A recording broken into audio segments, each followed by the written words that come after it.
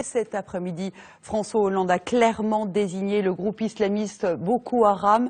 Depuis plus de 10 ans, il tente d'instaurer la charia la plus dure dans le nord du Nigeria, qui est le pays voisin du Cameroun. Mathieu Délinger. Depuis des années, elle sème la terreur au Nigeria. Créée en 2002, la secte Boko Haram réclame l'instauration d'un État islamique, la stricte application de la charia dans tout le pays. Ceux qu'on appelle parfois les talibans nigérians sont implantés au nord-est du pays, la région la plus pauvre, aux confins du Niger, du Tchad et du Cameroun.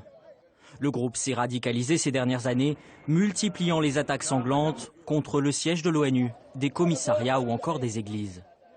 Boko Haram est une secte islamiste qui est apparue au tout début des années 2000, mais qui, à la suite de l'exécution extrajudiciaire de son gourou, Mohamed Youssouf, par la police nigériane en 2009, a basculé dans le terrorisme et a commencé à commettre des attentats suicides.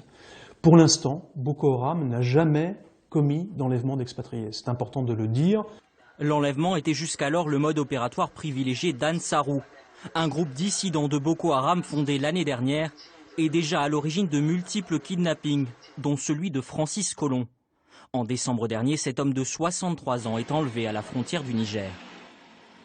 Le premier enlèvement qui a été fait de Français a été explicitement rattaché à l'intervention française au Mali, et l'on sait de toute façon que l'ensemble des groupes djihadistes dans la région avaient menacé de s'en prendre aux ressortissants français et aux intérêts français de la région. Donc tout cela est bien évidemment lié, on le savait et on s'y attendait. Au total, aujourd'hui, 15 Français sont désormais retenus otages en Afrique.